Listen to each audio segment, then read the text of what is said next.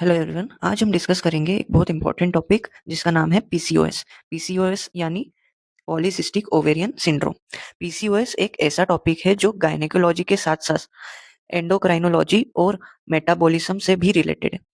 और आज हम पीसीओएस को सिर्फ रटने की जगह कॉन्सेप्चुअली समझेंगे। इसका डेफिनेशन, कॉजेस, पैथोफिजियोलॉजी क्या है, क्लिनिकल फीचर्स, डायग्नोसिस, इन्वेस्टिगेशंस और मैनेजमेंट, सब कुछ स्टेप बाय स्टेप देखेंगे। तो बिना किसी देरी के वीडियो को स्टार्ट करते हैं।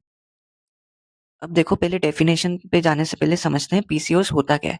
पीसीओएस एक्चुअली है क्या? पीसीओएस एक एंडोक्राइन और मेटाबॉलिक डिसऑर्डर है जिसमें मेनली 3 चीजें देखी जाती है। पहला है ओव्यूलेटरी डिसफंक्शन या एनओव्यूलेशन, दूसरा है हाइपर एंड्रोजेनिज्म और तीसरा है पॉलीसिस्टिक ओवेरियन मॉर्फोलॉजी। अब इसको सिंपल लैंग्वेज में समझे तो एक हार्मोनल प्रॉब्लम है, दूसरा है ओव्यूलेशन प्रॉब्लम और तीसरा है मेटाबॉलिक प्रॉब्लम। इन तीनों को मिला दे तो ये पीसीओएस की कंडीशन होती है। और एक इंपॉर्टेंट पॉइंट, पीसीओएस का मतलब ये नहीं होता है कि ओवरी के अंदर बड़े बड़े सिस्ट हैं। एक्चुअली अल्ट्रासाउंड में जो दिखते हैं वो मोस्टली स्मॉलर अरेस्टेड जो फॉलिकल्स होते हैं वो दिखते हैं। तो सबसे पहले हम देखते हैं इसकी definition. What is PCOS?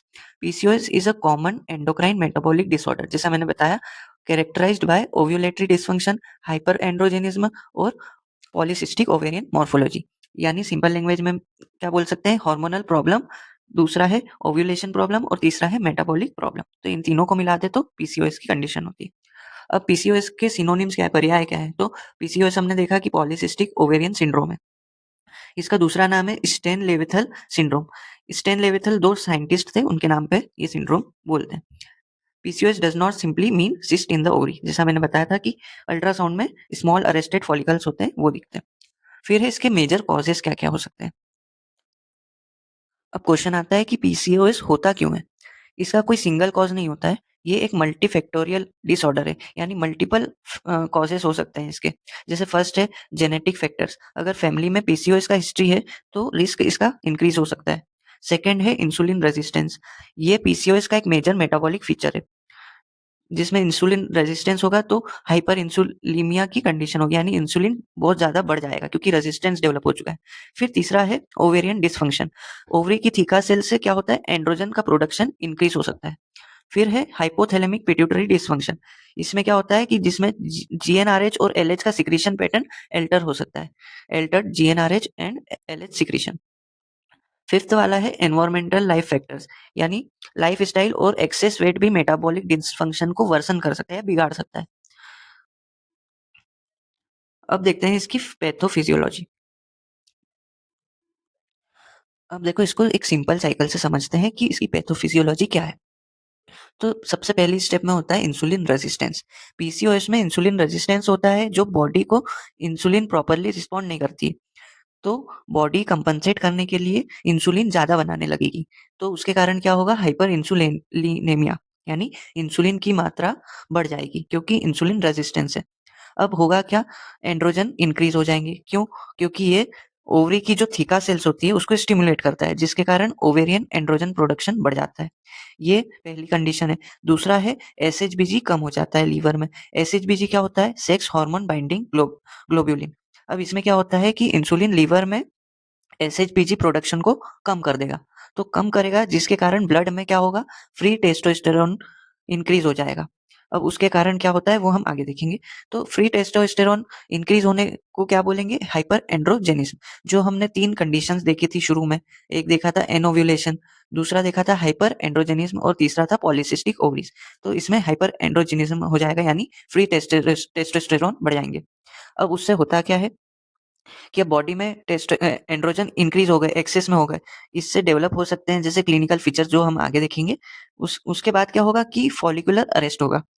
Access androgen और एबनॉर्मल फॉलिकुलर डेवलपमेंट की वजह से क्या होगा कि फॉलिकल्स मैच्योर प्रॉपर्ली नहीं हो पाएंगे, इससे फॉलिकुलर अरेस्ट हो जाएगा। अब फॉलिकुलर अरेस्ट होगा तो जब फॉलिकल मैच्योर नहीं हुआ है तो ओव्यूलेशन ही नहीं होगा, यानी एन ओव्यूलेशन की कंडीशन हो जाएगी। अब ओव्यूलेशन हो ही नहीं रहा है तो इसके कारण क्या होगा कि इरेगुलर पीरियड्स आने लगेंगे। पेशेंट को हो सकता है कि ओलिगोमेनोरिया या एमेनोरिया हो सकता है। अब ओव्यूलेशन नहीं आ रहे हैं तो उसके कारण इनफर्टिलिटी की भी कंडीशन हो सकती है। और फिर अनअपोज्ड एस्ट्रोजन और एंड्रोमेट्रियल हाइपरप्लेजिया की रिस्क बन सकती है। तो हमने इस फिजियोलॉजी में ये देखा कि जब इंसुलिन रेजिस्टेंस हो जाता है तो उसके कारण क्या होता है कि इंसुलिन ज़्यादा मात्रा में बनने लगता है। फिर हमने देखा कि थीका सेल्स को स्टिमुलेट करता है इंसुलिन, जिसके कारण ओवेरियन एंड्रोजन प्रोडक्शन बढ़ जाता है और एसएचबीजी कम हो जाता है। इसके कारण फ्री टेस्टोस्टेरोन बढ़ जाते हैं और फिर फॉलिकुलर अरेस्ट होता है और ओव्यूलेशन नहीं हो पाता है, जिसके कारण इरेगुलर पीरियड्स और इनफर्टिलिटी की कंडीशन हो जाती है। तो आपने अभी तक पैथोफिजियोलॉजी देख ली, हमने इसके क्या कॉजेज़ थे वो देख लिए और पीसीओएस क्या होता है वो देख लिया। देखो, अब हम इसके क्लिनिकल फीचर्स देखते हैं। पीसीओएस के क्लिनिकल फीचर्स को हम 4 ग्रुप में याद कर सकते हैं। पहला है मेंस्ट्रुअल फीचर, दूसरा है एंड्रोजेनिक या हाइपर एंड्रोजेनिज्म के फीचर्स, फिर है मेटाबॉलिक फीचर्स और रिप्रोडक्टिव फीचर्स। तो पहला है मेंस्ट्रुअल फीचर्स, इसमें ओलिगोमेनोरिया, एमेन्यूरिया, इर्रेगुलर साइकल्स और एनओव्यूलेटरी साइकल्स दिखेगी। फिर है दूसरा एंड्रोजेनिक फीचर्स। एंड्रोजेनिक में हिर्सुटिज्म, एक्ने, एंड्रोजेनिक एलोपेशिया और इंक्रीज्ड फेशियल हेयर। अब हिर्सुटिज्म क्यों होता है वो देखते हैं। हिर्सुटिज्म क्या है कि पीसीओएस में जब एंड्रोजन के लेवल इंक्रीज हो जाते हैं तो एंड्रोजन्स हेयर फॉलिकल्स पर एक्ट करते हैं, जिसके कारण मेल पैटर्न एरियाज जैसे बियर्ड हो गई वहाँ पर एक्सेसिव हेयर ग्रोथ होने लगती है। इसको हम कहते हैं हिर्सुटिज्म। कॉमन एरियाज जैसे अपर लिप, चिन, चेस्ट और एब्डोमेन में हेयर ग्रोथ बढ़ जाती है। फिर है कि एक्ने क्यों होता है? एक्ने जब जैसे एंड्रोजन इंक्रीज़ होने से क्या होगा कि सेबेशियस ग्लैंड स्टिमुलेट होगी। अब सीबम प्रोडक्शन बढ़ जाएगा उसके कारण, जिसके कारण क्या होगा कि एक्नेस डेवलप होने लगेंगे। फिर है कि थर्ड पॉइंट है कि मेटाबॉलिक फीचर, जिसमें weight gain, central obesity, insulin resistance, acanthosis nigricans. अब एकैंथोसिस नाइग्रेंस क्या होता है? ये एक इम्पोर्टेंट क्लिनिकल साइन है, जो आप इस फ़ोटो में देख सकते हैं कि इसमें क्या होता है कि अगर पेशेंट की नेक या एक्जिला में डार्क, थिक और वेलवेटी स्किन दिख रही है, तो इंसुलिन रेजिस्टेंस का क्लू मिल सकता है। तो इसे ही एक्एंथोसिस नाइग्रेंस कहते हैं। फिर है डिसलिपिडेमिया और जो लास्ट वाला ग्रुप है वो है रिप्रोडक्टिव फीचर का। इसमें एनओव्यूलेटरी इनफर्टिलिटी होती है और डिफिकल्टी इन कंसीविंग। अब इनफर्टिलिटी क्यों होती है? जो हमने अभी देखा था कि फॉलिकल ग्रो करता है और डोमिनेंट फॉलिकल बनता है, तो जिसके कारण ओव्यूलेशन होता है। पर जब पीसीओएस की कंडीशन होती है तो उसमें फॉलिकुलर अरेस्ट हो जाता है, तो डोमिनेंट फॉलिकल रहता ही नहीं है और ओव्यूलेशन हो ही नहीं पाता है, जिसके कारण एनओव्यूलेटरी इनफर्टिलिटी डेवलप हो जाती है। ठीक है? अब कुछ कॉमन साइन्स है जो हमने क्लिनिकल फीचर्स में पढ़ लिए हैं, जैसे acne, hirsutism, acanthosis nigricans, central obesity, irregular periods and polycystic ovaries. अब हम देखते हैं एक डायग्नोस्टिक क्राइटेरिया जो कि एग्जाम में एक फेवरेट क्वेश्चन रहता है। पीसीओएस डायग्नोसिस कैसे करेंगे? तो हम यूज़ करेंगे रोटरडम डायग्नोस्टिक क्राइटेरिया। इसमें 3 फीचर्स है। ओएपी यानी ओ से क्या है?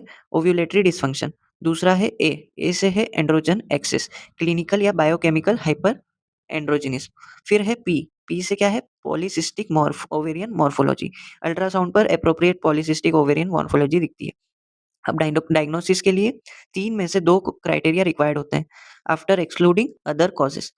तो ओएपी से हमें याद रखना है कि 2 में से 3 में से 2 जो भी क्राइटेरिया अ, फुलफिल हो रहे हैं, तो वो पीसीओएस की कंडीशन है। उसमें हमें एक्सक्लूड क्या करना है? Other causes. फिर है इन्वेस्टिगेशंस। पीसीओएस में इन्वेस्टिगेशंस का पर्पस सिर्फ पीसीओएस कन्फर्म करना नहीं होता है, हमें अदर कॉजेस को रूल आउट भी करना होता है और मेटाबॉलिक रिस्क एसेस भी करना होता है। अब इन्वेस्टिगेशंस में क्या-क्या इन्वेस्टिगेशंस हम करवा सकते हैं? प्रेगनेंसी टेस्ट, टोटल या free testosterone test, DHEAS when indicated, TSH, prolactin, 17 hydroxyprogesterone, fasting glucose, HbA1c, lipid profile and pelvic ultrasound. अब इसके लिए मैनेजमेंट क्या, हम ट्रीटमेंट क्या करेंगे? फर्स्ट लाइन ट्रीटमेंट क्या है इसका? तो फर्स्ट लाइन ट्रीटमेंट है लाइफस्टाइल मॉडिफिकेशन। हमको वेट मैनेजमेंट करना पड़ेगा। कोई ओबेस पर्सन है, उसमें हम बार-बार वेट गेन हो रहा है, तो उसको हमको वेट लॉस के लिए कुछ चीज़ें बतानी पड़ेगी कि ये आप परहेज़ करो या कम करो डाइट में। फिर है regular physical activity, exercise daily करना पड़ेगी।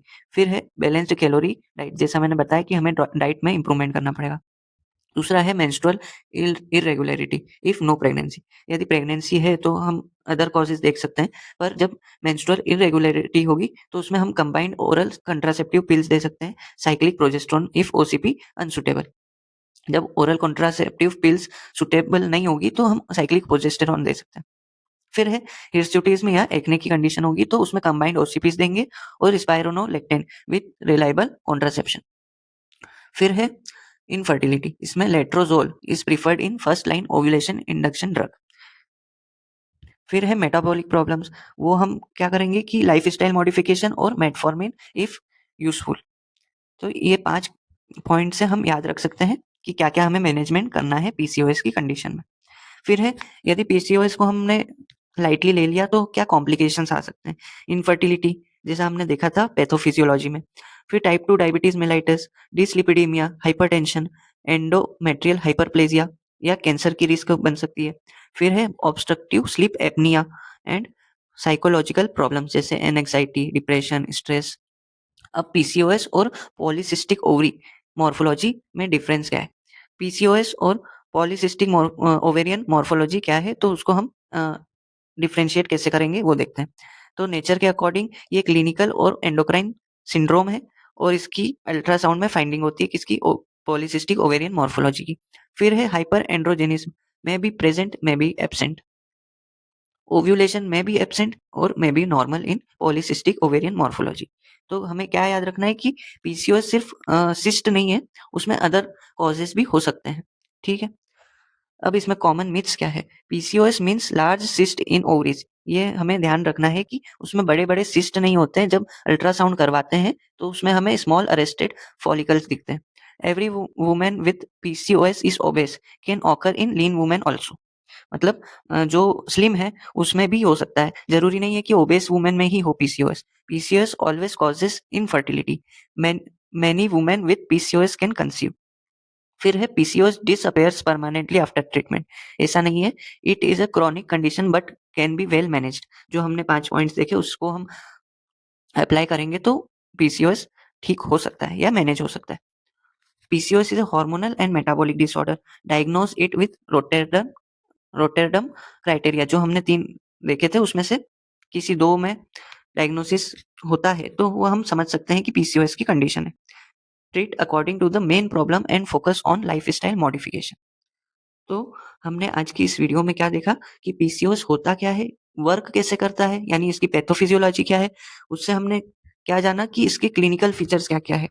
तो और हमने देखा कि इन्वेस्टिगेशंस और मैनेजमेंट क्या करते हैं और सबसे इम्पोर्टेंट है रोटरडम डायग्नोस्टिक क्राइटेरिया। ये 3 चीज़ें हमें याद रखनी है पीसीओएस में। एक है एनोव्यूलेशन, हाइपर एंड्रोजिनिज्म और पॉलीसिस्टिक ओवरीज।